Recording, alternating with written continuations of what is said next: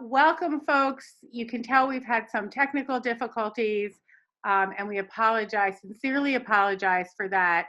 We understand that there's a lot of interest in this meeting, and we know that everybody can't get in. We're recording the meeting, and we are going to be delaying making a decision around school reopening this evening because we understand that there's a lot of interest in that, and we were actually delaying that at the moment anyway. But we do understand that people are very interested in that, and we apologize for these technical difficulties. And I should say, I'm Melissa Gilbert. I'm president of the Board of School Directors, and that you are now attending the July 20th, 2020 regular business board meeting, which normally starts at 8 p.m. running late. So before we get started here, I would just like to say that the meeting is being made public and recorded, obviously using Zoom. This will be posted to our website shortly. We are taking public comments in advance of and during the meeting to the following email account, which is boardpubliccomment, no S, boardpubliccomment@lmsd.org.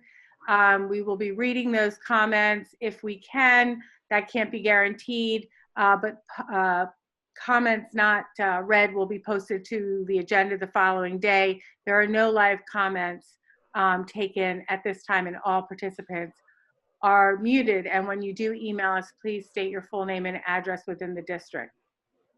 So again, I apologize for the technical difficulties. We are proceeding with the meeting at this time, and I'm going to open it up first to. Excuse me, Dr. Gilbert, did you want to do the pledge? You know what? We normally do that off camera, and I'm gonna. Okay. Okay. We're gonna just keep going at this point. Okay.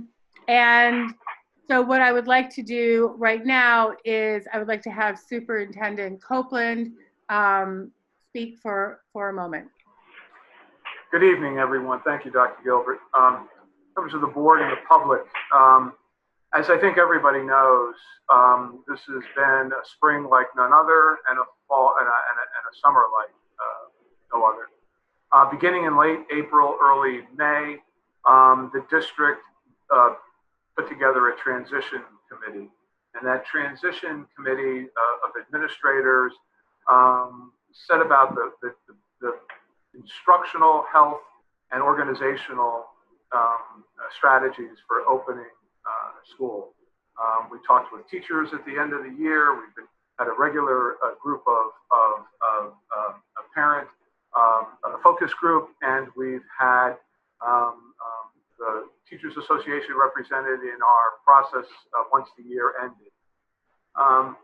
As all of you I think you know, the guidance that we've been getting from various groups, whether the guidance has been from the CDC, the Pennsylvania Department of Health, the Montgomery County Department of Health, American Academy of Pediatrics, we've had a tremendous amount of conflicting guidance throughout the summer. It seems as though as soon as we get one program or one plan gelled, the guidance shifts us off into a different direction.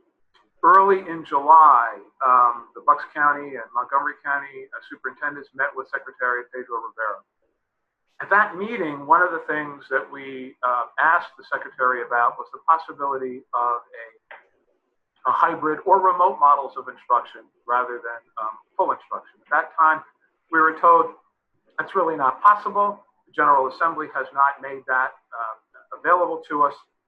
Yet almost immediately after that, a little known quirk in the law seemed to suggest that we could have remote learning or hybrid learning. For those of you who don't know, we're required to have a certain amount of days and minutes in every school year, and those are counted and reported to Harrisburg. Then we began looking at the guidance. In the beginning, we were getting guidance that students could be within 3 to 6 feet of one another, and we started a plan because we were then in the green about how we might be able to get to open school with all students in school. And that was the strategy. We got further guidance from the Pennsylvania Department of Education that said, you can do that. Here's a template by which you could do it.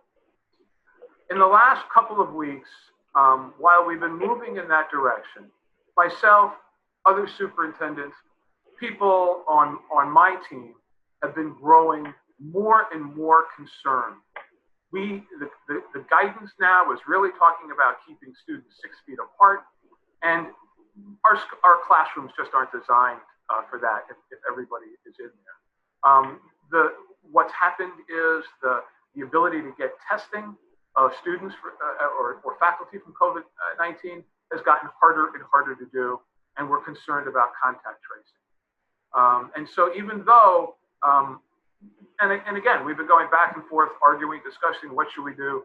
Initially, the intent was to have that plan passed by the board tonight. It's my recommendation that we pull that plan and that we not ask the board to pass that plan tonight. And I join with all of the hundreds of people who have sent us information. Not only have your voices been heard, in large part, your concerns are ones that are shared with the administration and the entire transition team, and I believe the board as a whole. So I'm going to ask that not be acted on. I will ask that, this is Megan Schaefer, at least give you an update as to what we've been discussing, and then open it up to the board for questions. Mr. Roos, our solicitor, should clarify then what our public comments will be like.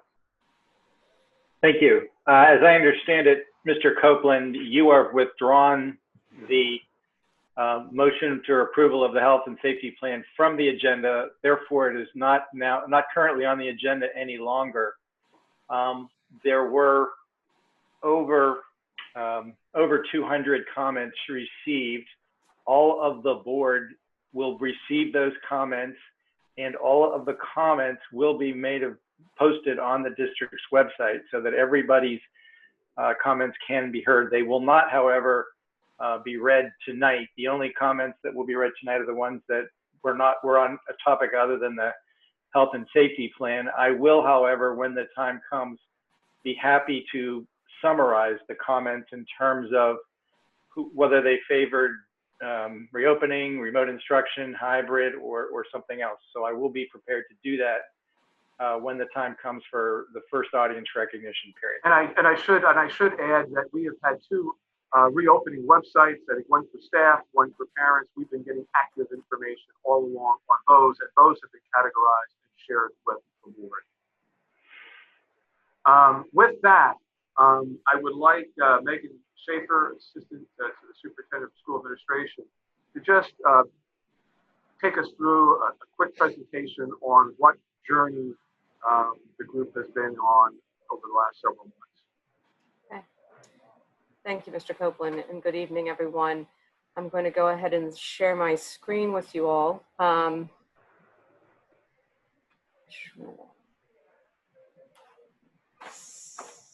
So we have everyone can see my screen, I assume at this point? Yes, we can. Great, thank you, Ms. LaPera. So the objective here is to give everyone an overview of our journey. I know I've been giving presentations in a variety of places around where we've been and where we're going, and so we want to make sure we're all on the same page moving forward. One of the things that Mr. Copeland spoke to is sort of where we are now in pausing for a moment to assess our community readiness and sort of also take inventory of the promises that were made in terms of reopening the state safely. So one of the things that you may recall, back in June when we finally turned to green, it was sort of a day of excitement, at least for me personally. And I think the expectation at that time was that our green was eventually going to get greener as we got closer to the opening of schools. So we knew we had 3 months ahead of us and hopefully a continued downward trend towards that end. And that's really not the reality that we're seeing out there today. In fact, with the numbers that are surging elsewhere in the nation and a question mark as to what that impact will be for us, I think is where our concern has grown. and put us where we are today. The also I think Mr. Copeland mentioned is that there's ever-changing guidance that is put in front of us. So from what we saw in June until today, we've seen changes, shifts, reversals of positions from institutions and agencies that we really anticipated being able to rely on in terms of our planning. So while we've seen that happen and we could make some recommendations today, we also know that it's possible that tomorrow those recommendations might look a little bit different. I mentioned the surging numbers nationally that give us pause, certainly. And an important piece that I'll circle back to is our readiness in terms of the testing and tracing protocols that are in place. One of the tenets of the governor's reopening plan was that in order to ensure that we were doing it safely, that we would have to have extensive testing and tracing protocols available locally, and certainly we want to make sure that those are in place and ready should we reopen either in full or in part in the fall. And finally, getting a sense, because we are moving forward with surveys for our community and our staff, is to get direct community impressions at an individual level. We certainly have opened the door to comments and questions and concerns, and have done our best to try to respond to them and incorporate them into all of our considerations moving forward. But this would be yet another opportunity to get a pulse of the community in terms of readiness. And so for tonight, as Mr. Copeland mentioned, the board is actually just moving forward on one item that would give us the flexibility to potentially move into a hybrid or remote model, because we have to make application to the state for that possibility. So that is the only thing that's happening, and it's not locking us into any particular course of action. It just gives us the flexibility to do so. So in terms of moving forward, I'm going to give a brief overview of our return to school planning, the guidance and challenges, our required submissions, and additional considerations. So it really was, while formally we instituted a transition team May 1st, I think we were all thinking about what does a safe return to school look like from the minute we closed, because we knew there was a chance we would be open again after a week, after 2 weeks, and how are we going to do that safely? So that's been a constant question for us since the first time we closed. One of the list of assumptions we've been working under, and we shared this, I should say, with the community back in a letter that Mr. Copeland issued on June 3rd, I believe. I think they still hold true and are important to thinking about our work and how we've been thinking about our work. We knew that we would be following, or hope to be following, state and federal guidance, as well as our local Office of Public Health, to determine when it would be safe to reopen schools. We knew that we would be redesigning and restoring instruction in ways that are different than we've ever thought about before, but at the same time, we would always prioritize safety and health of our students and staff, and do so in accordance with medical recommendations and guidelines. And as I mentioned, for an example, the American Association of Pediatrics have shifted in how they're looking at reopening guidelines for schools. So again, we are cautious about how we are moving forward. We will also need, as we said, prepare to be flexible with our opening scenarios, whether it's hybrid or remote or a full opening. And we'll anticipate a range of responses, because we know not everyone is in the same place regarding their needs, their family situation, and what they want for their children in the fall. And again, we know that this is a constant review and revision process. As an example, in terms of the changes, this simple thing that we thought we could rely on is that we would only be able to reopen school in the green. That has since changed, and the guidance now allows us to reopen in the yellow, provided we take an additional level of caution when we do so. So again, that's one example of the shifting guidelines. Our reopening objective has been to organize personnel resources in order to return and implement in order to implement a safe, efficient, and equitable return to school. And what does that mean in terms of our work? That means we recognize that returning is not without risk. And so we need, in terms of our planning, to do our best to minimize the risk to the extent possible, within our the means that we have. Equity, we want to make sure that we're looking at it from the standpoint of ensuring that we're meeting the needs of our entire community and understand how this closure and this situation does have a different impact on families. And then learning, we want to make sure that we're balancing that, because that is our mission, and key to moving forward is to make sure that we're meeting those needs for our students. And then finally, feasibility. What can we do with the resources that we have in order to make sure that we're meeting all of those other objectives? So as we've moved forward with this work, we've worked through a transition team and subcommittees of that team.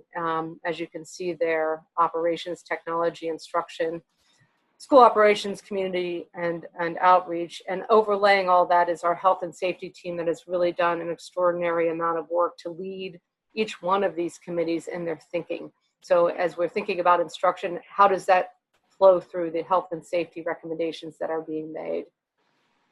In addition to those committees, we have subcommittees, and we'll do a little bit of a look at that later, that are working on some detailed items. And we also have some rapid response teams that have been working on our athletics, health and safety plan, our summer programming, our virtual programming, our basic return to office work over the summer. So there's a lot of moving pieces that we're intending and trying to address throughout this time. So in terms of guidance, I've spoken about this a couple of times, and it does present some challenges to us in thinking about the work, because without definitive guidance, really the local school district is being called upon to find solutions which balance complex, high-stakes concerns. And so there are no easy answers, and we are very cognizant of the burden to both ensure that we are delivering education in a way that meets our students' needs and gets us through this time, as well as not increasing risk to the health and safety of our community. So this is probably difficult for you to read on your screen, but it is a sampling of the various guidance documents that have been issued throughout the work that we've been doing. And this just sort of highlights what's coming from a government standpoint. And as you can see, the guidance that's coming from Pennsylvania, for example, it was issued, June, July. Most recently, we received a template from the department that sort of finally confirmed for us in writing, I should say, the Pennsylvania Department of Education, that we would be able to make application to have a hybrid model or remote learning during the 2021 school year. And prior to that time, it wasn't clear to us, and in fact we've been advised that wasn't even going to be a possibility. So you can see that this is a rapidly changing situation. Even with respect to our local guidance, we've just gotten a final review document from our Office of Public Health, the Montgomery County Office of Public Health, that is also important to our thinking about returning safely. All of this being said, timing is a challenge. In an ideal world, we like to have time to carefully and thoughtfully implement new programming, new programs, period. And this isn't giving us the chance to do that. So while the guidance evolves, while the statistics change, we as a school district are accustomed to doing our scheduling, doing our routing, doing our hiring, doing all of these things starting in early April. So, there is sort of a tipping point when we need to start making some decisions in order to put ourselves in the best position to deliver the best program that we can based on the option that's selected. Oh, I'm sorry, I just jumped ahead. So the required submissions to PDE. So we talked about what there are certain actions that the board will need to take eventually. The health and safety plan was developed with the lead of the Health and Safety Committee. This document is a required document for us to submit to the state before we are allowed to have any in-person instruction in the fall, whether it be in yellow or green. So this document is something that's been prepared in addition to the health and safety plan for athletics and a health and safety plan considerations for our buildings. So that's more of an internal document for our buildings to use in order to implement the health and safety plan guidance. So this is required for approval. Again, this isn't what's being voted on this evening, but this is a document that is required for submission, I should say, to the Pennsylvania Department of Education. It has a number of areas that is covered in it that's subject to, again, oversight by the department, but also is, we've been following that guidance in order to ensure that we're addressing all of the areas that are recommended and then some. So that would include masking protocols, hygiene, cleaning, distancing. All of those things are incorporated into this plan that has been developed internally. This is just probably a better view of it for you, so you can see the areas that are covered within that plan. Moving on. What's also being required for us to submit is the emergency instructional time template. And that is, again, what I said before, is the only action that the board is being asked to take tonight is allowing us the flexibility to potentially go to a hybrid or a remote model, even if we're in the yellow or green. Finally, and just let me, so this has to go to the Pennsylvania Department of Education for submission and approval. And we don't want any lag times. We have no idea. We assume that they're going to be reviewing some 500 plus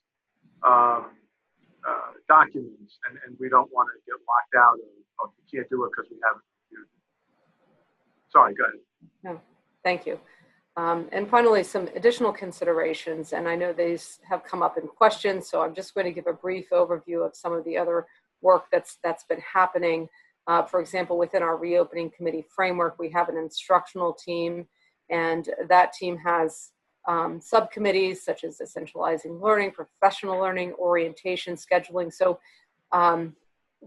there's a lot of work and thinking that is going into the reopening plans on a lot of different levels across the district. Also, I think it's important to share that, you know, if we return to in-person learning, it's going to look very different than what it looked like for children in February of 2020 in order to minimize transitions and congestion and maximize social distancing and allowing for time for tasks. It will look different, and things may need to be curtailed or eliminated in order to meet those ends. What we're doing is working very carefully across grade levels, across schools, to maintain consistency to the extent possible, but there will be variations and there will be changes. The academic enhancements that we've been working on in order to prepare to be flexible, we had some professional learning that addressed enhanced remote instruction for our professional staff at the end of the school year. We will revisit that at the beginning of this year in the event that we're in the red, or in the event that we move towards a more remote learning model. So we have put those things in place. We have a new summer program that was intended to, and maybe Mr. Copeland will speak a little bit more to this, but to enable students to connect again with our academic program in the summertime without limitation. I think we have about 1,000 students involved in that, which I think is pretty amazing. It's starting this week. We have a virtual academy. I'm sure we'll speak a little bit in greater detail on that this evening, but that is an option for families who now know that they would rather choose an online option because of their circumstances. That is now available for families to take a look at and sign up for. Over the course of the last month or two, we've reached out to staff, to parents and guardians in a variety of ways. We had some focus groups with our staff before the end of the school year. We've had ongoing conversations with our LMEA leadership. We've got representation on transition committees. We have an email account for our staff to reach out to us with questions, concerns, ideas that we monitor and regularly. We have human resources handling individual inquiries based on circumstances that might prevent staff members from returning. And we are also moving forward with the staff survey this week. Similarly, with our parents and guardians, we have a focus group that's been meeting approximately every 2 to 3 weeks to talk through. And they've seen a lot of the slides that you've seen now this evening. We have an email account and have had quite a few comments come through, and we've done our best to try to respond to those or embed those answers in our FAQs. We have had updates for the superintendent as well as a website landing page, and we are intending to move forward with the survey, as I mentioned earlier. Finally, as part of our planning for return in the fall, it's sort of going to be a community effort for us to reopen safely should we resume in-person learning. We need a community commitment to reinforcing the practices around mask wearing, social distancing, hygiene protocols, health screening before boarding the bus in the morning. At the same time, we know that with some of not the recommended, but some of the options being considered, whether they be hybrid or remote, that childcare is going to be an issue for working families. So our plan is to engage in what we're calling a childcare summit with some of our local childcare agencies, the township, larger employers in the district to see what options might be available to support families beyond the school. So we have, a job to do to unite the community and come together and help us make the best decision for children moving forward. This is just a glimpse of the webpage. If you haven't been there, that's where we provide updates, and also we have archived communications there if you wanted to go back and review any of those prior communications to the community. And I believe that is. Thank you. End. Dr. Gilbert, questions? Thank you very much, Ms. Schaefer, for the presentation. And I know that as evidenced by how many people are attending this meeting, that there is a lot of, there's a lot of concern about what school is going to look like in the fall. And, it's obviously we're in a completely unique situation, and we're, I have been extremely impressed by Superintendent Copeland and his team of administrators, as well as all the principals and health folks, nurses, everybody who's been involved in trying to figure this out. And I also know how much parents are anxious, and how much our teachers and other staff are also anxious. And so we're taking this obviously very seriously, and we're looking for as much input as possible as we're trying to figure this out. And, as Superintendent Copeland said, the information we're receiving is changing, and obviously the issues about community rates and all that are changing as well. So I just want to open this up right now for my fellow board members to be able to ask questions. I don't believe I can see hands raised, but I believe Ms. LaPera can. I can see them, and I do not see any at this time. So if you're a board member and you have a question, here comes Shana. I'm sure there are questions, so just give everybody a second here to. Shana, you can go ahead.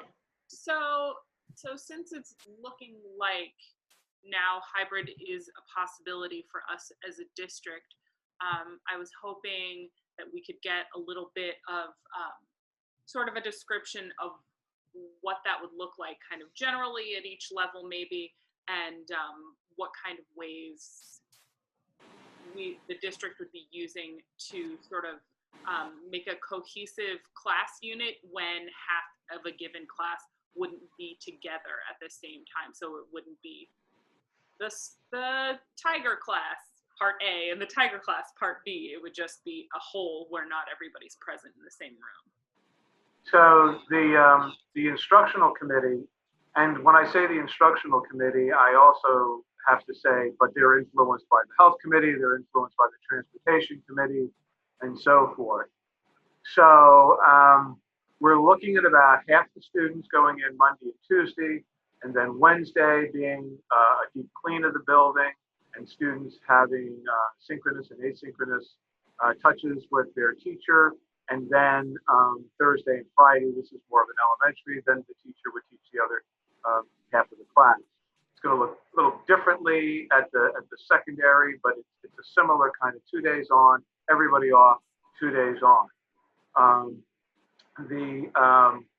You think of what else? There was something else you said. I'm trying to. I think I just want to make sure that everybody listening understands that we are not saying that this is what's happening. This is if we moved hybrid, and I believe Right. the other question was, would there be opportunities to make the class feel as a whole?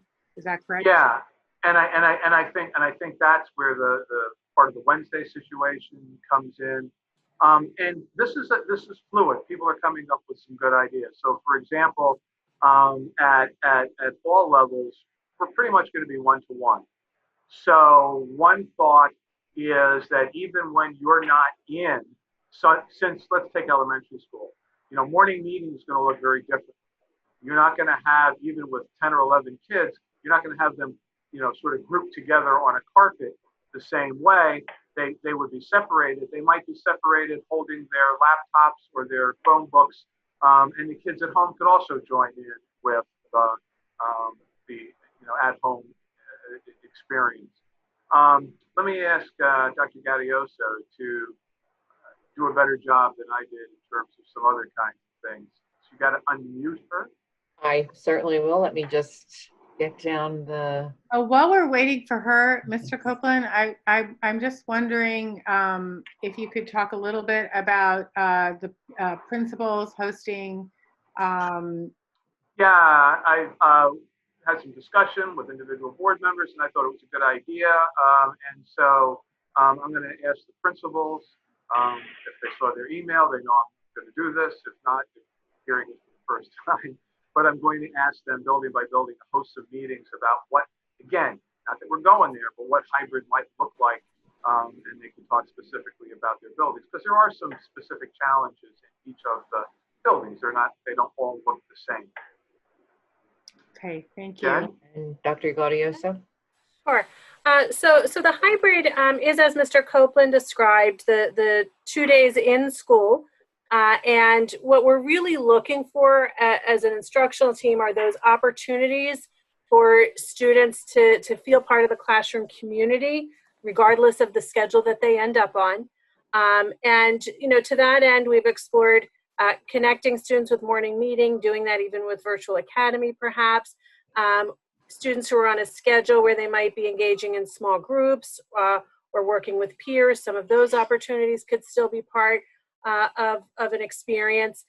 One of the things that we learned from the closure was that the students, part of our challenge virtually is connecting students with the learning material, with the content, also with their teacher, but it's really important for us to connect students to each other. So to the degree that we can help students feel like they're part of a whole classroom and maintain morning meeting, maintain opportunities for group work, we're really exploring every innovative possibility so that those elements are part of a hybrid plan, even though students are on a live in-person schedule and some may be on an asynchronous schedule. Thanks, Jen. Other questions? Yes, Ms. Klein? Thank you. First, I wanted to just clarify when you, Mr. Copeland, when you were talking about that everyone would be one-to-one, that is in terms of devices, correct? Yes, I'm sorry. Yes.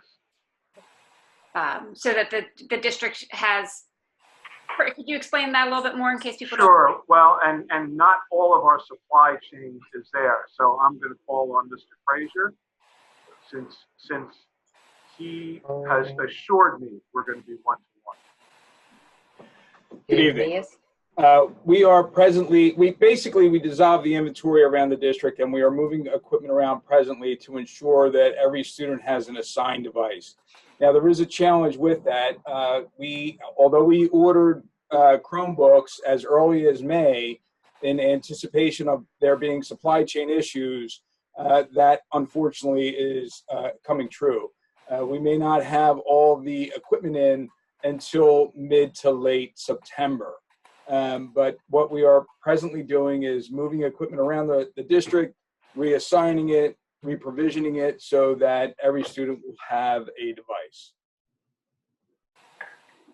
Thank you. Lucy, do you have a follow-up question? I do have an actual question. I wanted to ask about if we were to go in a hybrid situation, could you speak a little bit to what the, so most students would go 2 days a week and be home remote for 3 days, but what about special education students or students that might need a little bit more support where a 2-day home, 3-day home, 2-day in school wouldn't be provide enough support? Sure. And let me hasten to add, what you're hearing from us is what our thinking is now. And that is a compendium of a lot of thinking, but we're just, we're in July and we still have more planning to do. Now I'm looking around the room for Kimberly's right. Frazier is right there. Okay. She needs to be unmuted. There she Yep, goes. I'll get her.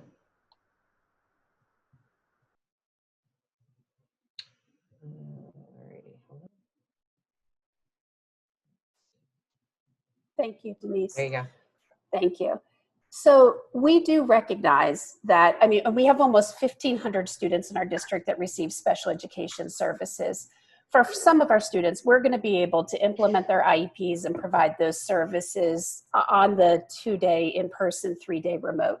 But we're very well aware that we have students who have more intensive needs that need more direct instruction through special education. And for those students who require that in order to meet the requirements of their IEP, they may need to come in more frequently. So they may need to come in on 2 of the other days when perhaps their cohort of regular ed students isn't in attendance. So we do know that we need to make some individual decisions. Again, for students who really require a higher level of special education support, that we know we can't meet those requirements in the 2 days of in-person. Thank you. Okay, next we have Ms. Finger. Thank you, Ms. LaPera. I just want to hear a little bit more, and I know there'll be some community information sessions about the Lower Merion Virtual Academy, but just how our district will be involved in the academy and the movement back and forth between being in the virtual and being part of the school. So one of the benefits to some students of the virtual academy is it's self-paced. We gave a survey to students at the end of the year and asked them how they liked remote learning. Overall, more students liked being face-to-face with teachers, but there were 20% of the students who said, I like the idea that it was self-paced. I like the idea that I could sort of set up my own schedule. That's the good thing. The tough thing is, if you're going to do that, it's very difficult to move back and forth from the remote learning where you're self-paced back into a classroom where the instruction has been more stepped out by the teachers and the learning room. So that's the difficulty of moving back and forth from one to the other. Having said that, we think one of the advantages for us is you haven't left the Lower Merion schools. So, for example, we want to integrate students as much as possible. You're an elementary school student, and you know, as I mentioned, we may want to have morning meeting with you. We may also have a number of students in the same grade. We'd like to have them work together. That's really not very possible in a lot of the other cyber programs. So here, you'd be able to work. We also want to enhance you with local instruction above and beyond what the MVP program has. And there may be opportunities for students to work together across the district. You'll also have the district resources. The principal of your school is still going to be the principal of your school. There's still going to be guidance. There's still going to be those kinds of support services. We're going to make sure that all of those extra services that other cyber programs really don't do as well, that we're able to do that. So we're looking forward to, there's going to be some explanation, some situations, and those will be reported, so if people miss them, they'll have the opportunity to go back and take a look at it. Thank you. Ms. Hackman? Hi, thank you, and thank you for all the work to date to plan for such a complicated time for our kids in the community. I'm going to try to slide in 2 quick questions. One is, can you share a little more about teacher involvement? We need them to be partners as much as possible in our plan, and how you'll share results from the survey. And I was also wondering if we've explored or could consider exploring, if it wasn't too much of a logistical nightmare, leveraging our libraries and other spaces in the community. Part of the challenge here is, having enough space to socially distance. And I wonder if there's a way where we could, for a period of time, leverage some space, some empty commercial space, since a lot of employers are working remotely, to kind of get us through some of this difficult few months. So I'll ask again Jen to talk a little bit about it. I spent about 15 minutes as she was talking to kindergarten teachers across the district today, and I'll let her talk about how various teachers have gotten involved. The space issue, the one place that we looked at space was to work with some of our childcare providers to provide space. The difficulty there is licensing from the state, as well as just the zoning requirements that we often run into. For us, we also would run into some difficulties with ADA compliance and being able to use commercial space kind of on the fly for instruction. Jen, some ways in which your group has interacted with teachers? I have to go back and unmute her, or she could. Oh, sorry. Sorry, thank you. Sure. We have various committees. One is teacher orientation, one is teacher expectations and scheduling, essentializing the curriculum, professional development, building community, and then grading. Some of these have been more at the administrative level planning and are still moving into pulling teachers in. Other groups have already started pulling in teacher groups for some input.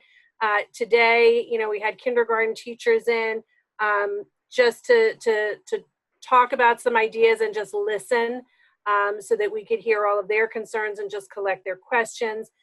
And as much as some of the planning groups at the very outset, because like Mr. Copeland said, we started some of this work in May, trying to look forward, as much as there may have been ideas on the table, the committee really committed to not making final decisions until we had teacher input. So even though we're prototyping some ideas in the summer school program, we've gotten some really good feedback on things that we're trying there. We really felt very strongly that we needed to have teachers come in, give some input, and help us think through what works at the end user level. So that's the work that's happening this summer across the committees. Teachers are also going to be involved in the building safety plan development. Now that it's been sort of issued, principals will be reaching out to them for that. That's an important component. And before we get to the next question, just to go back to Ms. Schaefer's presentation, LMEA has been involved in all of the committees, correct? Yes, in fact, the staff survey that's going out tomorrow is going out from the district, LMEA, and Lmsb, the administration. Sorry, I didn't mean to forget Lmsb. That was the last question. I think Ms. Robinson had a question, but she lowered her hand.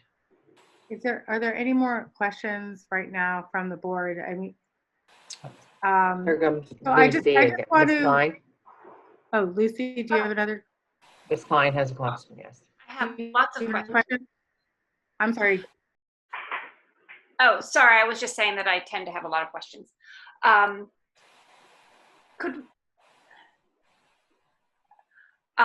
was wondering if you could speak to what, sort of from a public health perspective, where we would need to be to feel comfortable coming back to school full time, you know, like everyone. And I understand that that's really a public health concern. Yeah. Sure. Well, it goes back to, I think, the concern that that I and our district health professionals have had over the last couple of weeks. It's become more and more necessary to consider the 6-foot issue. Let me step back. Even if we could reduce the number of students in a class, and I'm going to look at Terry Clune, even if we could do that, there's still risk involved because you're still in a confined space, and there's still it's different to be an outside or a large, store or something like that. So there's still risk, even if it's in a hybrid model. But I think if we had better testing and we had the ability to be more careful with contact tracing, that would make the health group feel much better. Terry? Yes, I think what would make us feel better is seeing. I'm sorry, can you identify yourself, Terry? Terry Sure, Quinlan is supervisor of health services for the district. Yes. Good evening, everyone. In addition to seeing a plateau or a downward trend, we want to see good access to testing. We've gotten anecdotal reports over the last couple of weeks that people are having difficulty getting COVID testing done. In addition, the turnaround time, the lag time is problematic. Dr. Levine, the Secretary of Health, has acknowledged lag times of at least 5 days, and we're hearing up to 12 days. So this is certainly not optimal, and this is a quieter time. Pennsylvania is relatively stable, so that gives us concern about what would happen in the fall with reopening. We've also been assured by the governor that come reopening, we would have robust contact tracing. I'm not confident that we're there yet. I'm optimistic that it'll be there by fall, but anecdotally, we're not hearing of that level of contact tracing. The last item I think that would make us feel more comfortable is the supply chain issues.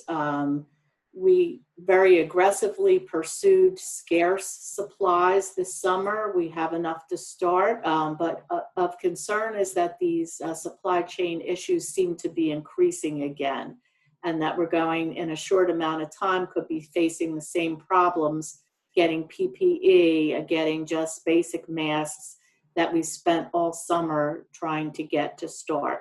So these are all things that are factors in reopening. Thank you. Can I ask one more question?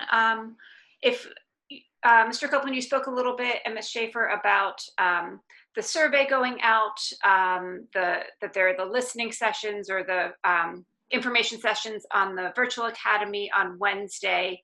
Can you talk, and then the principal sessions to talk about sort of what each individual school may look like, because the schools are all so different. That it's impossible to say overall, it really needs to be more specific. Can you talk about sort of timeline and time frame? I know that a lot of parents that want to make those decisions are looking for information, and the more information they have, the easier it is to make those decisions? I'd want to punt on that one until I at least got in front of the principals and had some sense. I don't want to be too far out in front of them. Sooner rather than later, I think would be. Okay. Mr. Copeland, can you talk about as well, I know you've had some discussions around HVAC systems. So I know a lot of the questions we've been hearing about are for, well, I guess it would be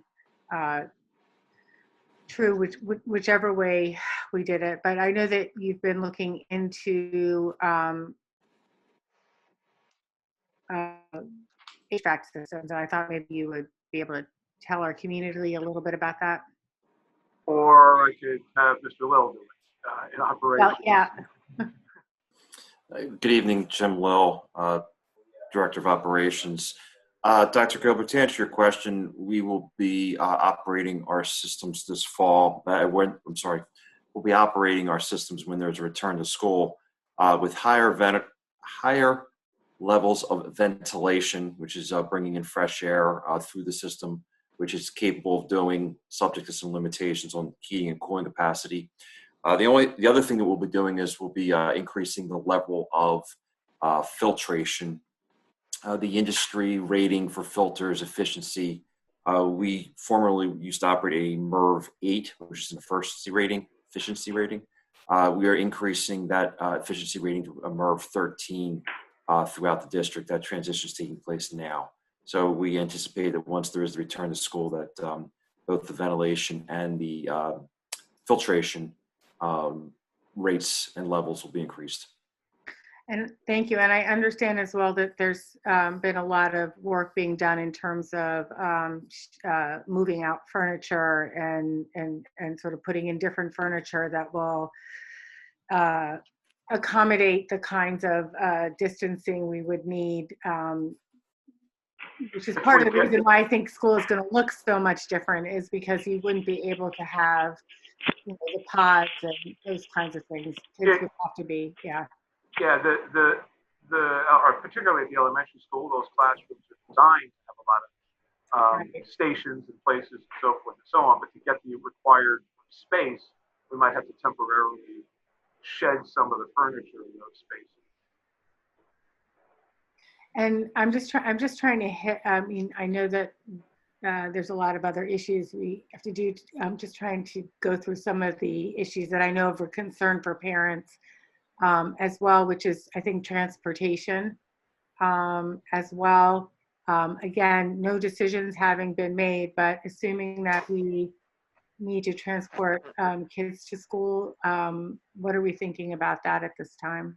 So one of the reasons the survey is going to go out is it's going to ask parents if they are eligible for transportation, would they be willing to either drive their student or walk with their student a longer distance. We've actually mapped out, and this has only been done fairly recently, we've actually mapped out extended walk zones. By that, I'm not suggesting that we would ask the board to change policy, but if there was an expanded walk zone, if we could work with the township on getting more crossing guards, would you be willing to walk or have your child walk to school? And we've taken a look at what that would look like to try and reduce the number of students on a bus. So as I mentioned, ask parents, but if the parents drive their children to school, that means that the lineup is going to be more difficult in the morning. So we looked at, particularly the elementary schools, expanding the time in which someone can drop off their students so that there wouldn't be as much of a lineup outside. And we're looking at that situation. Principals at the secondary schools traditionally, first period free class. The rule has been you can come in late if you're in the 11th and 12th grade. They'd like to expand that to 9th and 10th grade, giving students the opportunity to come in later and miss the morning rush that way. So there's been a lot of conversations about how we might reduce the number of students who are on the bus, because we simply can't go like every other seat. Students would be asked to sit from the back of the bus forward so that you didn't have to walk in front of one another. Students would be asked to sit together if they're siblings or in the same household. Students would be asked to sit together if they're going to play together after school anyway. And we would ask students to stay in the same seat next to the same people, again, for contact tracing. In terms of transportation, if we should go to a hybrid model or a 50% on, 50% off model, that gets really difficult. Now you're looking at if you look at the alphabetical break in the district, the alphabetical break is LE. Anybody whose name begins with LE. But students aren't assigned alphabetically. So if you look at some elementary classes, if you split it LE, you might have 3/4 of the class going in and only 1/4 of the class going in. So the thinking right now, if we went to this, is the elementary schools would first split their classes, then send that split to the middle schools. They would then take that into consideration when they built their split. And then, the high schools can't really do it because you can't say for all those singleton classes how you would split it. But that gives you, if I'm making any sense at all, some idea of the complexity of what we're looking to do to make sure that this works. It's not just split them in. No, that makes sense. I understand there are more board members with questions, Denise. Yes, Ms. Robinson, then Mr. Lee, Ms. Ackman, and Mr. Mooring. Thank you. In terms of Montgomery County Intermediate Unit and the MVP school that we're using for Lower Merion Virtual Academy, we've used that in the past, right? We have, but that's been used for classes, high school classes, on a limited basis.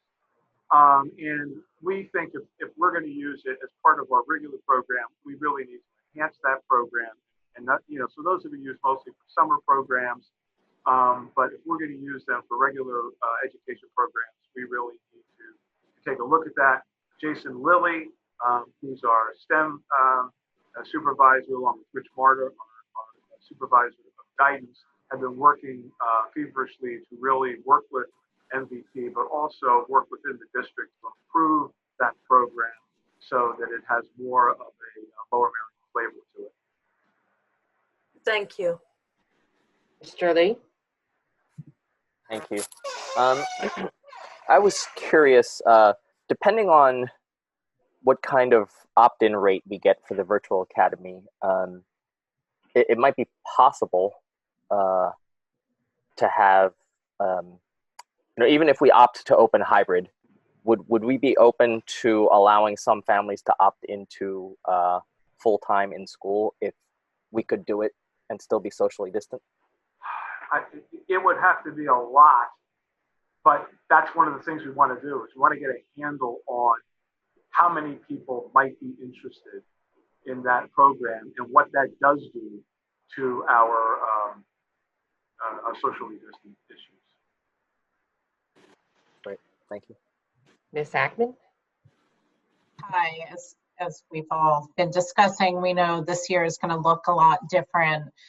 I wanted to see how you were thinking about like co-curricular activities. A lot of kids come to school for the clubs and sports, and that's what gives them a lot of inspiration, and what you're thinking about how you're going to manage that. I know some things probably could go virtual, but especially in a hybrid scenario, how to make sure kids are participating and finding new interests and friends and inspiration outside of their core classes. And I know this will not be easy to do. No, and let me share, I have a lot of frustrations around that issue. I share with you, former athlete, former coach, I know how important that is, but I am very concerned. I mean, we've got colleges and universities who are suspending their program. You've got pro athletes who are saying this doesn't look particularly safe for me, but PIAA has not backed off of their program. And I'm really nervous about that. I don't have, we obviously, the board passed, albeit on a split vote, the opportunity for workouts to take place. We're not there yet on what that would look like in a hybrid, but it's a concern, because as much as I value the co-curriculars, I'm also concerned about the social distancing. Just how does that work? Well, I was also not just sports, but referring to clubs like a robotics club and TSA and, you know, all the other ways that kids can get involved at school. And, you know, I'd also like to say, I think looking at kids athletics is probably different from professional sports with teams traveling across the country and things like that. So, but I would love to hear your thoughts about activities. But football is still going to require, you know, you can't, you're still going to have a lot of closeness. I think the discussion has been to try and maintain as much of the co-curricular activities as we could, like robotics and so forth and so on. And those are a little easier to deal with from a distance. Jen, have they had a lot of discussion about that? I've had some intermittent discussions with people. Has the committee taken that on full throttle? The co-curricular? Yeah. Not to the degree that we've really been tied up with the school day discussions. It's come up related to the student engagement, and it's come up related to building community and connection, but not in any detail. Yeah, I've had some off topics. I hadn't thought that they had gotten this far yet. Right. Mr. Mooring is next. Thank you. And again, I really appreciate all the hard work that's gone into all of the planning thus far. I wanted to ask about student assessment in grading. I know when we ended the year last year, it was pass fail. And as we're now preparing to go in and have the two different approaches, being the virtual and then the in-school, how are we looking at approaching grading as well as, I know we have less control over standardized tests and things of that nature, but how are we looking at student assessment? You're absolutely right. I mean, we initially in the spring, we wanted to take the opportunity, because of our strategic plan, to really emphasize learning over grades. But we're back, but we were 3/4 of the way through the year then. Now, the two things that are going to be different is we're going to be more specific in terms of expectations for staff and more specific about expectations for students. That was part of what that group did. Jen, put some more on what I just said. I'm sorry, on the hybrid? In terms of expectations for grading. Right. So really the grading committee is looking at getting back as much normalcy as possible, and returning to typical routines that would be grounded in the standards and the skills of the course and in strong feedback to students. So that's been their focus. Even if they need to work towards some more, at least at the secondary level, some more quarterless grading to achieve it. But that's where their discussion has been. Ms. Klein?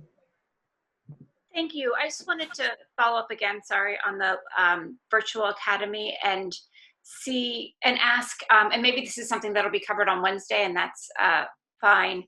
But in terms of we have a pretty broad curriculum, especially at our high school level, in terms of student choice. And I don't know enough about the MVP program to know whether, that breadth of options will be available to the students. And if not, sort of the process for the students to be rethinking what they'd be taking if they choose the virtual option? My understanding is because of that, particularly in areas like world languages and so forth, they actually could go beyond what we do. My understanding is that there shouldn't be students who would have to alter their schedule. I don't know that we can guarantee it, I don't have Rich Marta here tonight. I'm sorry, but he would know for sure. Kim was just raising her hand. Yeah, what I can say, because I've been working collaboratively with Jason and Rich as well, when parents express their interest through that registration, there is a part, it's not a direct registration through MVP. There's a part where an LMSD team member needs to get involved with the actual scheduling and registration. So the intent is to register students for the equivalent of what they selected through the course selection process. And then if there's any discrepancies in there, then the person that's doing the scheduling, whether that's the counselor or another school team member, would reach out to the student and the family to talk about what the different options are. But I can tell you there is an extensive array of offerings. And so I really would be surprised if students wouldn't be able to find, something that they were interested in. I don't think they can do like IB. They cannot, that's correct. There is no IB, that's correct. But they can do honors level and AP classes. Okay, thank you. Thank you. Ms. LaPera, are there other board members with questions? Yes, we have Ms. Finger and we have Ms. Kalish. And then after that, I think that's it. Okay. Thank you. I know that a lot of teachers have been giving input to the email, the reopening email, but I'm curious about, are there any sort of plans for making the teachers who are unable, for whatever reason, to return to school, yet may still be able, on a normal basis, to come and teach? Is there any plan to utilize the Lower Merion teachers who are unable? Not Right. Not yet. Okay. Not yet. Ms. Kalish? Sorry, my question, I just wanted to follow up on the MVP thing to clarify that students could take AP classes, and that was answered. So thank you, Ms. Frazier, and I'm done. Okay. Ms. Ackman just raised her hand again. One more. Hi. I just, as part of the parent, I just was wondering if possible, if it would be helpful to survey parents of athletes to get a sense of comfort level or anything else before preseason starts. It might be worth adding something into the parent survey. Just a suggestion. I'll take a look. Thank you, Ms. Ackman. Are there any others, Ms. LaPera? I do not have any questions at this time. Okay, I appreciate, I know that I know board members have additional questions because there's just many, many questions, and we'll have more opportunity to do that. I do think it is really important to just, obviously, again, recognize the work the administration and the whole district has been doing. But I also know from individual conversations with board members that we are very, very concerned with the health and safety of our students and also our teachers and staff, and that this is of great concern to all of us. And so, as we are making these plans, that health and safety is sort of at the forefront as we're making all of these various contingencies that we're going to be considering moving forward.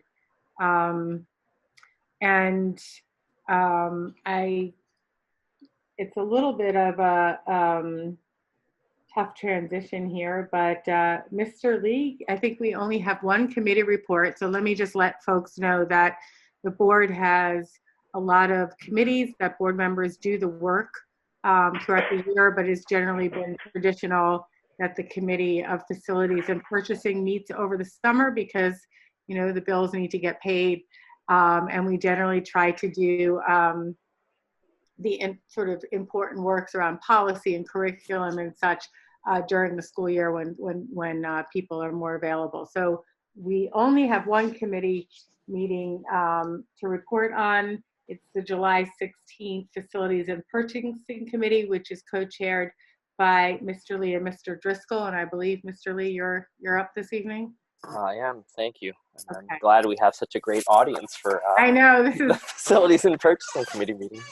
All right. A lot of pressure.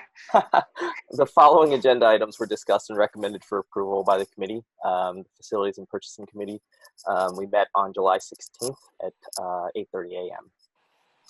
We reviewed and recommended for approval the list of bills, which is on the agenda tonight.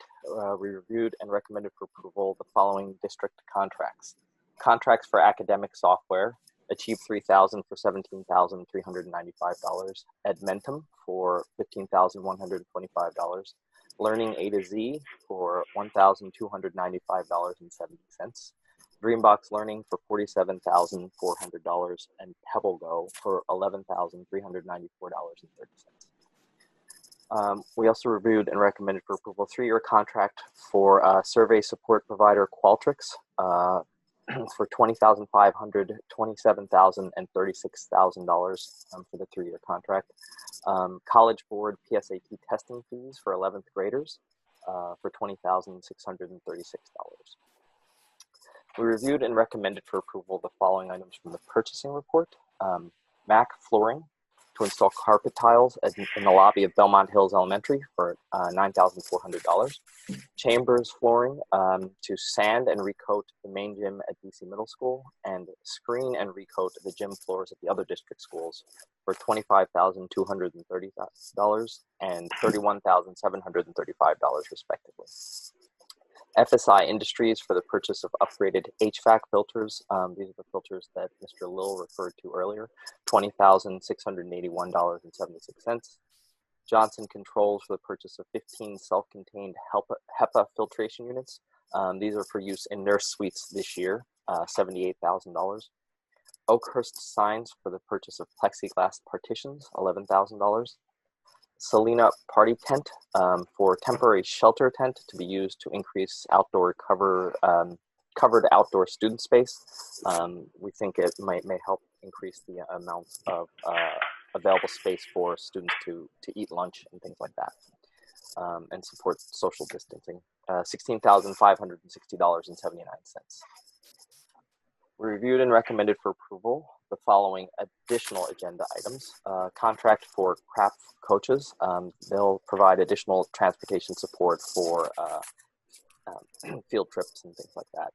Contract addendum for Aramark uniforms. This will actually reduce the charges for bus mechanic uniforms, given the closures. Renewal for Kronos time tracking software for $66,282.99. Renewal for Netrix server security software for $15,040. Work order for Presidio. They're going to provide professional services related to phone system upgrades for the district, $9,000. Contract addendum for Rothman Orthopedics. This will enable LMSD to suspend the contracted services if schools are closed. A 3-year contract with IM Pools for swimming pool maintenance services, $39,120 per year for the 3-year contract. Contract for Cardinal Point to provide required training and credentialing for 21 campus aides for $9,405. A contract for interstate maintenance to provide 16 full-time and 1 part-time disinfecting technician to perform disinfecting services during school days, $303,415. Lease with Mobile Mini. These will be rentals of 40-foot storage trailers to be used at our schools so that they can store additional furniture and things that need to be removed from classrooms to support social distancing, not to exceed amount of $11,000. 2 work orders for Chester Valley Engineers related to surveying and design work for the playing fields at 1800 to 1835 County Line Road, and drawings related to the classroom additions at Harrison High School. These will be for not to exceed amounts of $100,000 and $110,000 respectively. 2 contracts with CenturyLink. This will be to migrate the district from discontinued legacy copper phone lines to digital emulation phone lines. 3-year cost will be $321,646.32. for the phone lines themselves and $22,114.08 for the digital phone switches. We also discussed 4 change orders, 3 increases for S.J. Thomas related to the parking lot project at the former St. Justin's, $11,115.44 for the installation of underground conduits to support parking lot lighting, $9,243.55 for the installation of landscaping to provide screening, $57,395.09 for the installation of the parking lot lighting itself. And then the 4th change order was an increase for Gessler construction related to the parking lot construction at Marion Elementary. We also had 2 project updates. One was on the new middle school. The site preparation work is continuing and blasting work is expected to complete at the end of August. And the list of contractors for the project have been finalized and the project is tracking to be on budget. We also received an update on some air quality research the district has been doing. The district has been exploring possibly improving air quality and reducing airborne pathogens at schools by the installation of some additional HVAC equipment. And then finally, we had 1 community request. There was a request by the Penn Valley Civic Association to install additional screening at the former St. Justin's site. The facilities team is performing due diligence on that proposal, and we should expect to hear more soon.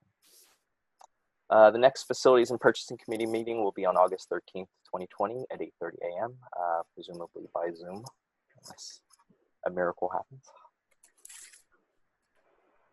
Thank you very much, Mr. Lee. At this time, we're going to move to audience recognition, and I'm going to turn it over to Mr. Roos, who is our solicitor. Good evening. Are you able to hear me okay? Yep. Okay. As I had stated earlier, there were over 200 comments received. And as we stated, because the agenda item has been withdrawn, about which the overwhelming majority of these comments were about. We won't be reading the comments into the record tonight. They will, however, be posted on the website. I am able to summarize them in the sense of there were, in terms of the health and safety plan, there were 22 comments that favored full opening, 46 that favored hybrid opening, 29 that favored remote schools closed, 29 looking for information about the virtual academy, 15 talking about special education concerns, 17 concerned about the robustness of remote learning, 23 concerning about masks and distances, social distancing, 5 about new student communication, and 10 about sports and clubs. That doesn't add up exactly to the 240 because some of them were just comments thanking the board and the administration for their efforts, and other things that didn't specifically take a position. There were 3 comments on 3 comments that were not about the health and safety plan. One of them, which I will read now, is about an agenda item. It is actually about one of the last items that Mr. Lee covered in his report. This is from Michelle Detweiler of the Penn Valley Civic Association, and president actually, talking about the bus parking at Welsh Valley. Her comment is, thank you for funding some screening for new school bus parking at Welsh Valley Middle School during tonight's board meeting. Unfortunately, to effectively screen the entirety of the bus parking area, a more extensive plan is needed. Lmsb Operations has kindly shared with me the potential landscape plan. Funding the alternate 2 option of this plan, in addition to the base plan that you approved tonight, would screen the parking lot year-round. The alternate 2 portion of the plan consists of trees that could be planted along Haggeys Ford Road that would block the angled view of the lot, particularly in winter months. The base plan alone will only screen a small area of the back of the bus. We feel that the parking at Welsh Valley Middle School should be screened on par with high school bus parking facilities in the township. Buses are not visible to nearby residents at either Harriton or Lower Merion due to heavy screening or thoughtful placement and design. Thank you for considering providing the same for Welsh Valley by funding additional plantings, which will also serve to enhance district property. I will read the other 2 comments not related to the health and safety plan.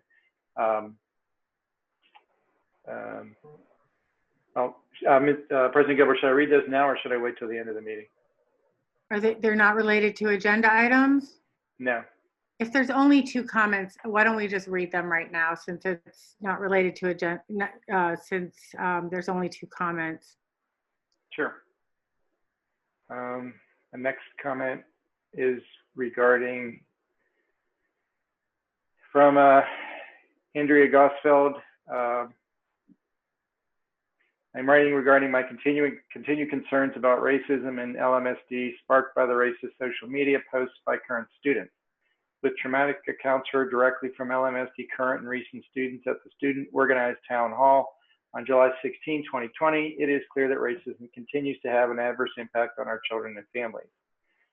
On June 3rd, 2020, I wrote to the board on behalf of numerous Lower Merion community members to submit both short and long-term requests to combat racism with Lower Merion School District. The letter was received and read aloud during your regular board meeting on June 8, 2020, but no action was taken other than the formation of an ad hoc committee that consists solely of board members and is yet to hold a meeting with the community. June 22nd, 2020, I wrote to you again to request an increased contract award for Dr. Tara Doty so that the K-12 anti-racism training could take place in 2021 across the district. My proposal was rejected by the board. Today I write again because I see no mention of anti-racism on your agenda for this evening's regular board meeting. I ask that the board maintain anti-racism efforts as part of a standing agenda item for the regular and special board meetings going forward. Moreover, I ask that the board immediately release its planned schedule for ad hoc committee meetings with the community over the summer. It is apparent to me the community remains interested in attacking the issue of racism, as we have already formed committees in the following areas to work alongside the ad hoc committee this summer to develop appropriate short and midterm changes that Lower Merion School District can implement right away. The community-led movement is working on anti-racism recommendations and research in the following areas: curriculum, internal accountability and consistency in Lower Merion School District, anti-racism training, diversity hiring, student code of conduct and discipline for hate speech. Lastly, I ask that even though Superintendent Copeland mentioned an equity audit is planned over the 2020-21 school year, that the board not delay in taking at a bare minimum the following steps: allocating funds towards changing that Lower Merion School District needs to make for its anti-racism efforts, and listening the expertise and voices of a variety of community members who are well credentialed and have extensive experience with the above mentioned subject areas. My expectation is that the board will move swiftly to fulfill its duty to ensure that LMSD upholds its stated goals of creating a safe space for all students, dismantling white supremacy, and protecting the community of color from further harm. Nearby school districts are already taking action to address racism under similar circumstances. Please give the community the chance to access the ad hoc committee so that this critical work can continue over the summer without unnecessary delay. And the other comment was from Adrian Seltzer. In light of the controversial nature of tonight's meeting and feedback from the town hall last week, I respectfully request that tonight's meeting be simulcast on YouTube. Zoom has that option along with the option of closed captioning. From feedback I have, this will be a meeting that people will want to attend.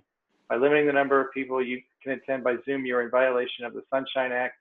Opening the meeting to YouTube would solve that problem. It would also solve the issue of prior notice, since you could advertise the YouTube channel.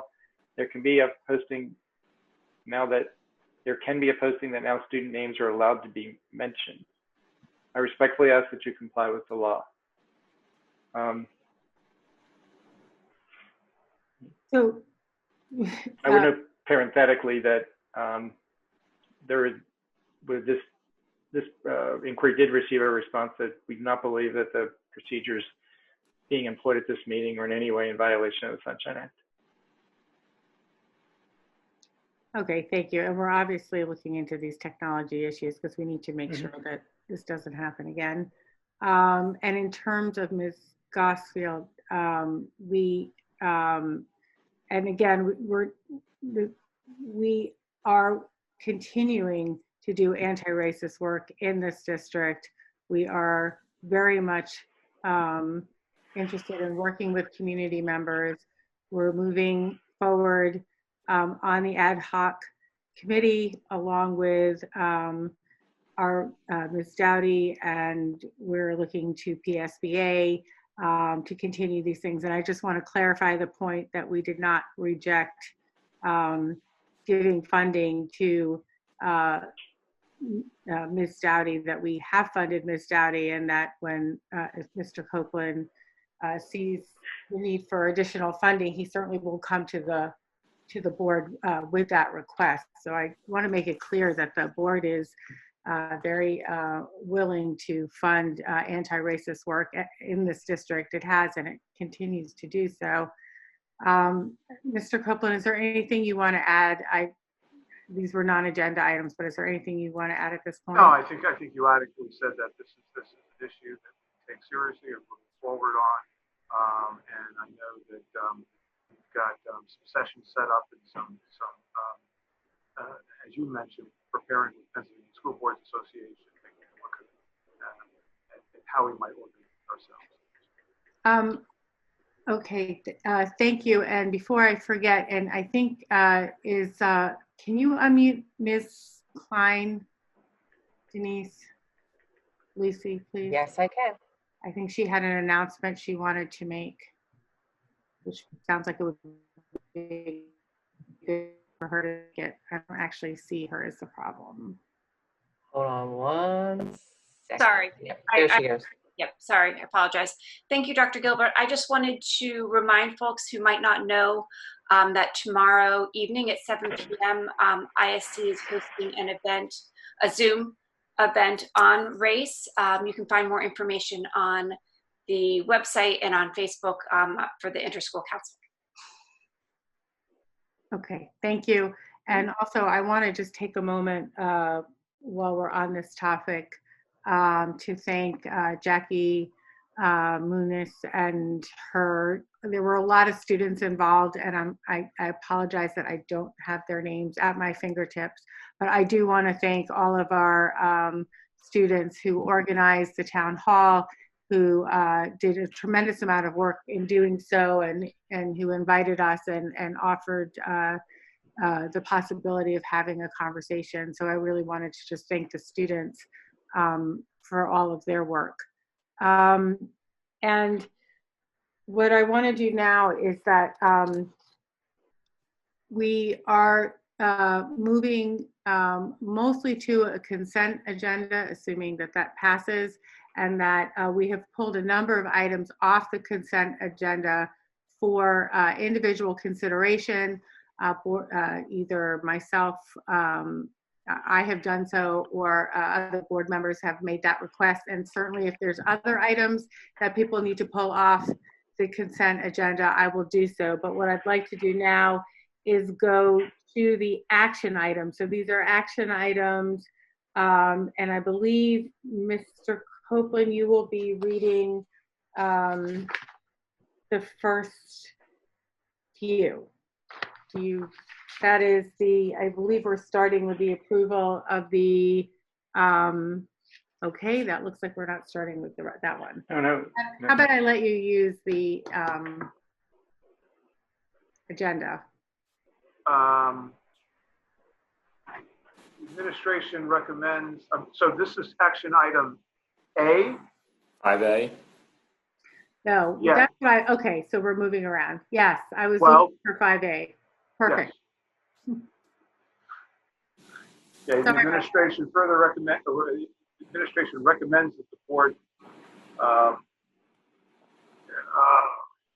a difficult time here. It's okay, take your time. I know we've been. Mine is jumping around here. You know what, Would you like Mr. Roos? Mr. Orlando or Mr. Roos? I'll be happy to read it. This is the resolution to approve the emergency instructional time plan pursuant to section 520.1. This doesn't require the district to do anything. This simply gives the district the flexibility to do it if permitted and if approved at a later date. This doesn't commit the district to any course of action. The resolution states the administration recommends that the Board of School Directors approves the Lmsb emergency instructional time plan pursuant to section 521.1 of the Public School Code as attached, and authorizes the superintendent or designee to submit the Pennsylvania Department of Education for approval in the form and manner prescribed by the Pennsylvania Department of Education. Upon approval of the emergency instructional time plan by the Pennsylvania Department of Education, such emergency instructional time plan shall become part of the district's health and safety plan to the extent that the procedures outlined in the emergency instructional time plan in its current form or as amended in the future conflict with any applicable board policy or administrative regulation. The approval by the board of the emergency instructional time plan and any amendments thereto shall be considered an exception to the policy or administrative regulation in conflict for the limited purpose of carrying out the provisions of the emergency instructional time plan. And then the board authorizes the superintendent or designee to take any other actions the superintendent deems appropriate without further board approval to ensure the safety of students and staff to the extent authorized by law and irrespective of any policies that may be to the contrary, including minor revisions to the plan. Okay, thank you. And just to be very clear, so the public understands that this does not commit us to any course of action, but it is necessary for approval by PDE so that in the future, any action we might take would be legal. Is that accurate? Yes. Good, close enough. Okay. So any questions from board members? If you have a question, please raise your hand using the participant function. Okay, are there any questions, Ms. LaPera? No, I do not see any questions. Okay, so I'm going to ask people to provide motions and stuff by raising their hand in the participant. Is that okay, Ms. LaPera? That'd be fine. Thank you. Okay, so do I have a motion to approve? Ms. LaPera, can you let us know who it is? Yes, I have Mr. Lee. Okay, and I need a second. Do I have a second? And the second hand in came was Mr. Mooring. Perfect. And then all in favor, raise their hands. I have all in favor. Yeah, except of course I can't actually find where I'm raising. I apologize. Give me 1 second. I don't even have that open at the moment.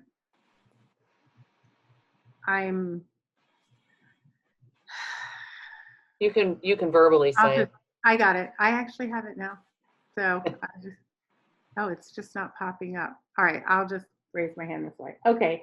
So is there anyone was that unanimous? I would still ask for again. Okay. So is there anybody opposed? Yeah, sorry. Is there anyone who would abstain? Okay, I think there are some people in the audience that need to realize this is a vote for the board only. Okay, so this is only board members may vote here. So do I need to do it again? We have a first and a second. Okay, I believe it's Miss Ackman that is opposed. So if there is anyone that is a board member that is other than Miss Ackman that's opposed, please raise your hand. Can Ms. Ackman be unmuted? I just want to make sure she's opposed. Okay. Because that got very confusing. I don't want to record her incorrectly. Yeah, that's fine. Trying to unmute her. Can I suggest for the votes? I'm not opposed that. Okay. Yeah. So. Okay. Yeah. Okay. Thank you. Can I suggest for the votes, there are yes and no buttons, that we use those for the votes and use the hand for the motion? Oh, okay. We can do that. Thank you. Thank you, Peter. That's a good idea. Okay. So that passes. That motion passes. And now we're going to move on.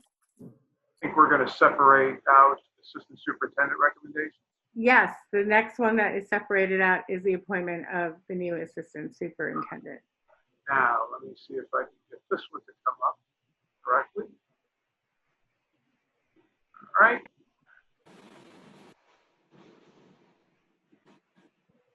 All right, pursuant to section 1076 of the school code. And I'm having a hard time on my screen. I'm sorry.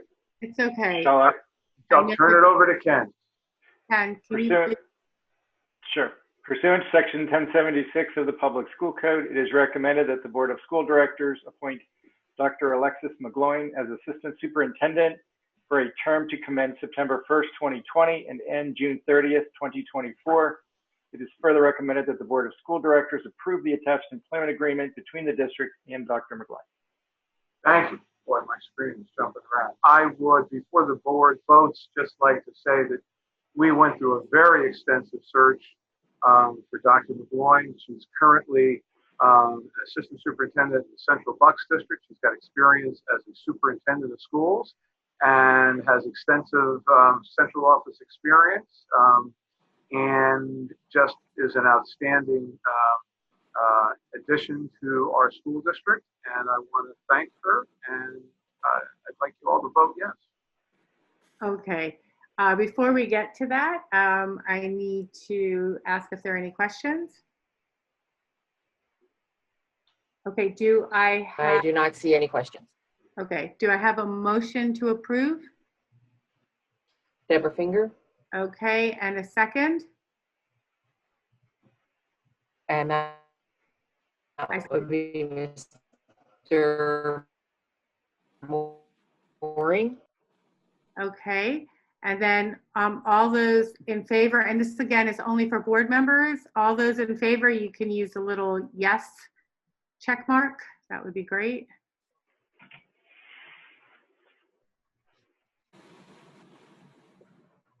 I'm losing Denise, and I don't know if it's me or her, so I'm hoping.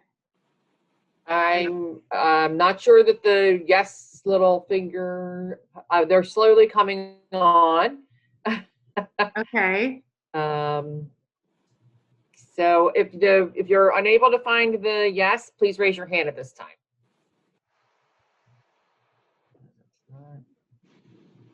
There are 9 required. Okay, thank you. Thank you. And so since there are 9 yeses, I assume there are no nos or abstentions. And so with that, the motion is approved. And I would like to welcome on behalf of the board, Dr. McGloin. We're very excited. She's out there somewhere. I know she's out there, so maybe she could just say a quick hello. She's also unmuted. Yay. Yes. Maybe she could say hello to folks. I can. Hello. Thank you very much for the opportunity. I'm very excited to join the administrative team. Thank you, Alexa. Well, thank you. I need, I think, Ken, if you could read 9A, which is the Qualtrics agreement renewal. I think you need to do the, oh, I'm sorry, I apologize. No? Yes, this is a resolution to, administration recommends that the Board of School Directors approves the renewal of contract with Qualtrics for the survey software with advanced analytic capabilities for the 2020-2021 school year in the amount of $20,500. Okay, are there any questions? I do not see any questions. I just want to give people a second. Is there a motion to approve? Ms. Kalish? Is there and then, oh, sorry. There's a second. Ms. Klein. Okay. All those in favor, please use a little check yes box.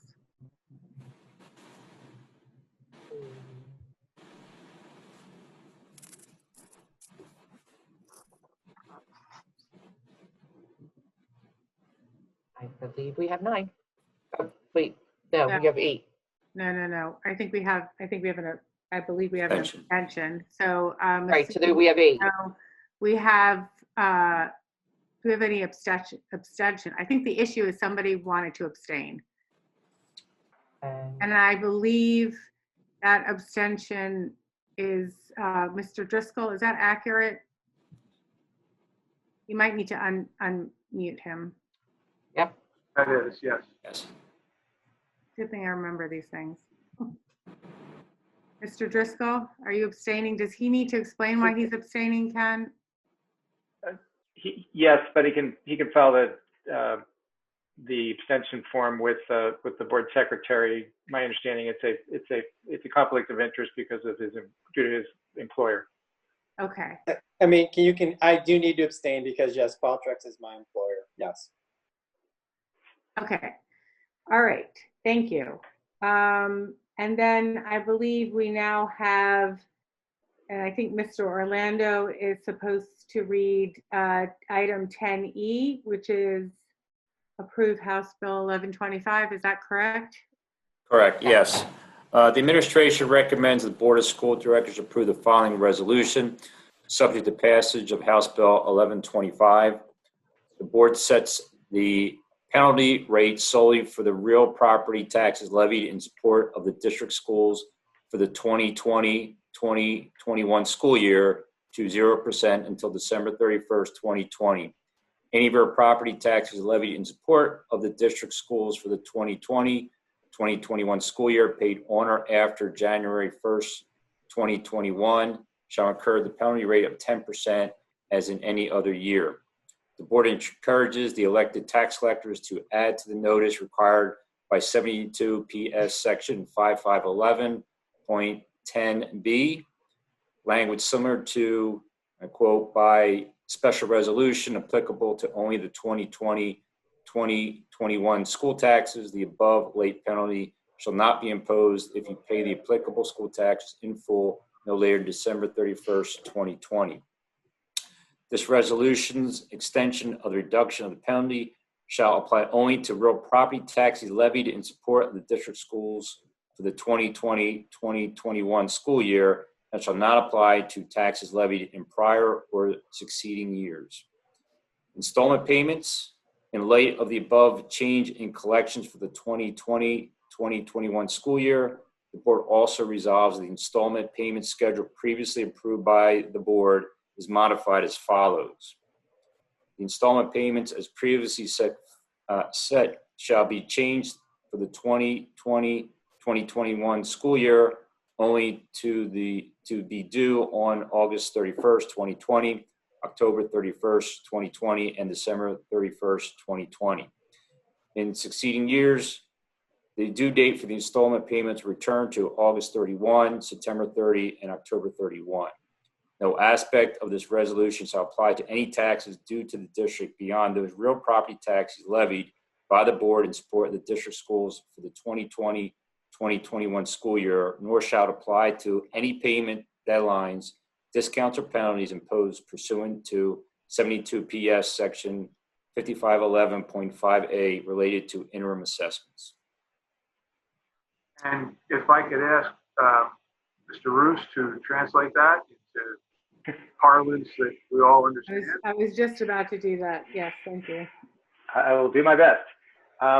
Basically, there's a law pending the governor's signature that lets school boards extend the penalty or basically extend the date by which penalties will be assessed. Typically, there's a 10% penalty if you haven't paid your taxes by October 31st. This extends that out to December 31st so that there won't be a penalty. So assuming the governor signs the bill into law, that means that there will not be any penalty assessed on late payments of taxes unless they are paid after December 31st. Okay, thank you. Are there any questions from board members at this time? Do you have a motion to approve? Ms. Finger? It looks like we have a second from Ms. Kalish. So all those in favor, please use the check, the green check mark. Is there anyone who's opposed? And is there anyone who abstains? I approvals. What'd you say? 9 approvals. Okay, great, thank you. There are 9 in approval. Okay, thank you. Can we go to 11E? I think it's, Dr. Gilbert, I believe it's 11N for Chester Valley Engineers. Okay, it's a typo in mine. Yeah, it's Chester Valley Engineers. Yeah, so that's action 11N. Yes. The administration recommends the Board of School Directors approve the attached individual work orders for professional services with Chester Valley Engineers, Inc. for playing fields at 1800 West Montgomery and 1835 County Line for not to exceed fee of $100,000 and additional classrooms at Harrington High School for not to exceed fee of $110,000. Okay, are there any questions?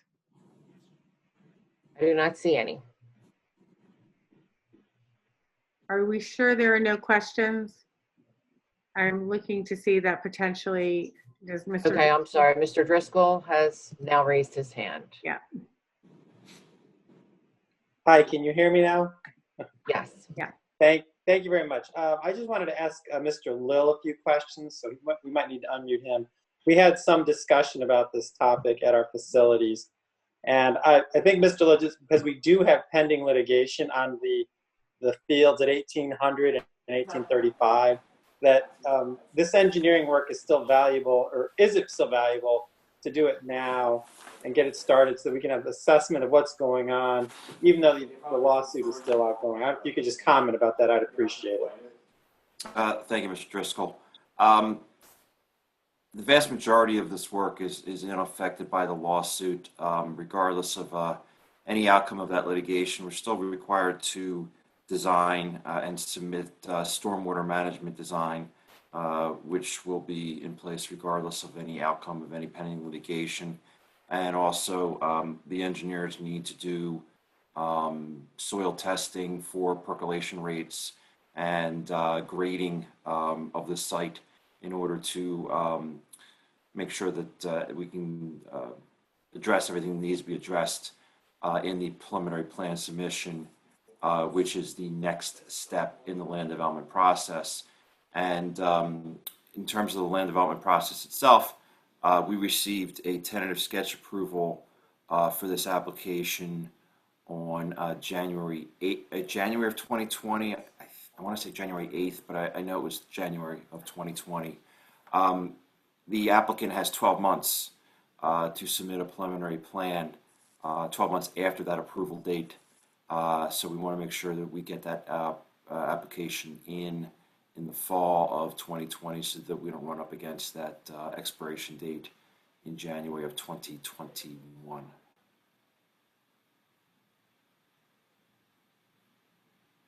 I think Mr. Driscoll's been muted again. I'm not sure if that's. He muted himself, I think. No, I think I just goes. got unmuted. So no, Jim, thank you very much. And also, this is a not to exceed. So, if the work, the scope of work were to change in a month or two, we could redirect them in a different direction if needed. Is that also true? That is correct. Okay, that's. I just want thank you for the clarification, given the questions from last Thursday. Thank you. Okay, so at this time, does anybody else have a question? I think so. I do not see any. Okay. Do I have a motion to approve? Looks like Ms. Klein. And Ms. Robinson, looks like lots of people are approving, so that's good. And then if you vote yes, please do so now. Are there any no's?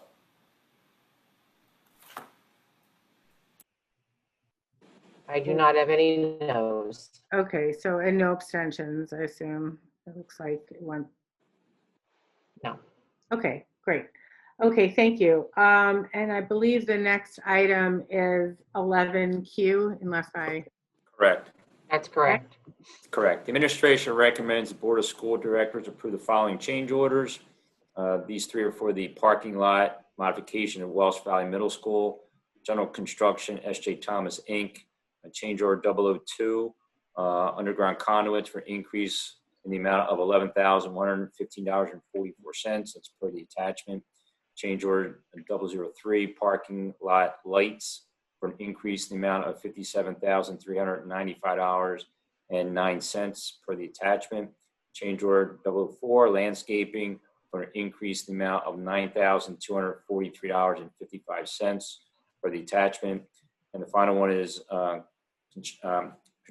construction of parking lots at Marion Elementary. That is a change order for Gessler Construction, change order 001 for an increased amount of $30,300 per the attachment. Okay, thank you. Are there any questions from board members at this time? I believe somebody Hold it. So was it Ben? Can you unmute Ben, please, Mr. Driscoll? Hold on 1 second, please. He's unmuted. Yeah, actually, I apologize, Dr. Gilbert. This was not one that I wanted to pull. I think it's some other board member. Oh, okay. Is there anybody who is looking, who has a question about this? I mean, maybe they could raise their hand. That might help find out. Yeah, if anybody would. Yeah, I don't see any hands raised. Okay, just maybe just. I mean, right, with the hand raising feature, because I have to have this open, so it's not gonna. Right. I can't see all. So if any board member has a question at this time, please use the raised hand feature. This might have, there was a number of people wrote different things, so I might have gotten confused earlier. That's fine. We can just, if there's no questions, I'm going to ask if there is a motion to approve. And that would be Mr. Mooring. And it looks like Mr. Lee seconded. Yep. And so all in favor, please say yes with the green check. And if it's a no, the red X. All of these were reviewed in detail at the Facilities and Purchasing Committee meeting. And I have all approvals. Okay. Ms. So Hackman's raising her hand. Hold on 1 second, please.